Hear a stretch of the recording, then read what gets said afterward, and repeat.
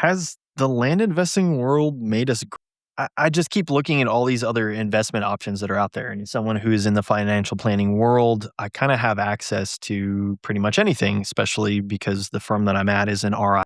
So I've looked at things like apartment complexes and duplexes and single family and all these different avenues, right? And then you have all the other financial tools, you have annuities, you have life insurance, you have all this. And I think what's difficult for people who are in land is trying to transition to literally anything else. Because when I first heard the numbers that land could do, I didn't believe it. I thought it was a scam.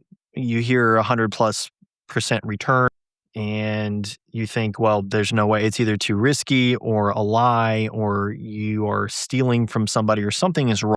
And I did my first few deals. And to be fair, some of this is a little conflated because you might hear numbers like 400%. And the reality was that was true, but for tiny deals. You might buy something at $300 and then sell it at 1,000.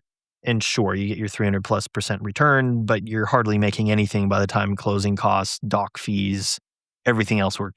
So when you start looking at these bigger deals, like let's take a subdivide, for example, it is within the realm of possibility. Like we have a deal right now that is going to be somewhere in the ballpark of buy at 2,000 an acre, sell at 7,500 an acre on average. That's a fantastic multiple. Now you have risk, you have all of the things that you have to deal with land, and you have the length of time that it takes. It's going to take a while to sell through all those lots. But in a lot of ways, land has spoiled us. It is almost impossible, unless you're talking about you got lucky with some crypto thing, to get anywhere near this rate of return. And so what ends up happening when I sit down with a bunch of land investors, I've noticed is it's hard to get out of it because in the back of your mind, you have this thing running where it's like, well, I can go put this in land and get 100%. Maybe, and look, things have gotten more competitive. Maybe that's 80% for you or 70% or whatever it is. It's still an outrageous return in the land.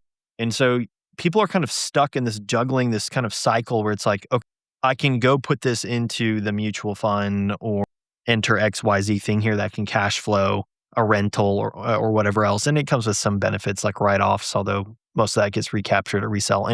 But it's hard to start transitioning dollars outside of your business into these other assets because they perform at such a lower level compared to.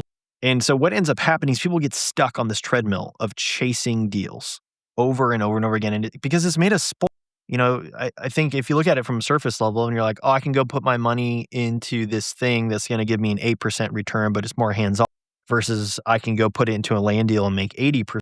You're pretty much always going to take the 80%. I don't know very many people that would go the other. So what do you do about this? Well, this is where infinite banking comes, especially for land investors. I think there's this mindset of I don't want to take money out. I want to keep putting it to the land deal, which is great. But you're not building any assets in the process because you're having to then sell that land in order to get the revenue, or you sell it on a note and then that note ends. So that's why infinite banking is such a good fit here. In fact, I think it's the perfect fit for building an asset alongside what you're already doing. And I get this question a lot where they're like, well, Jason, I really like the idea of this, but it can't outperform land, in which I'd say you're correct. They're not competing.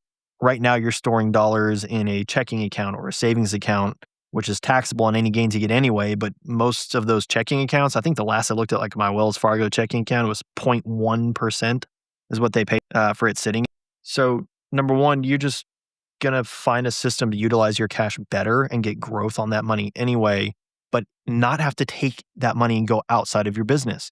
Now, maybe land is a stepping stone for you, right? Maybe you're on the other side of that coin where you're like, okay, I want to use land to get a bunch of cash.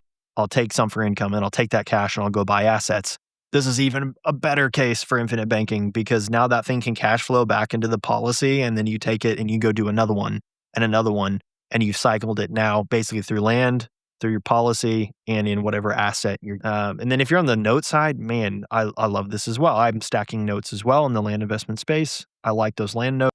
The yield is strong. The asset is good. It's backed by a physical asset. And if you operate in states that hopefully they never stop paying, but if somebody stops paying, you can get the land back relatively soon. Then you can start stacking cash flow inside your policy, paying the policy, getting you money as well from the payout of that, and continuing to build and cycle through. So has land made us spoiled? Yes, it and I think it makes it really difficult for people to get off of the land train and put it into anywhere else.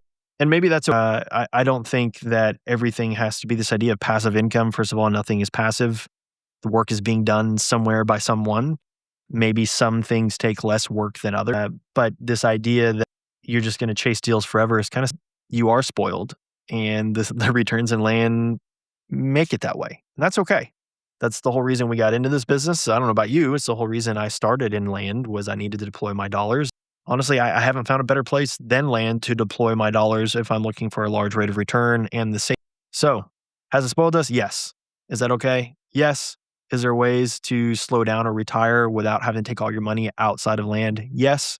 But even if you do, man, infinite banking is the perfect framework in order to get you there.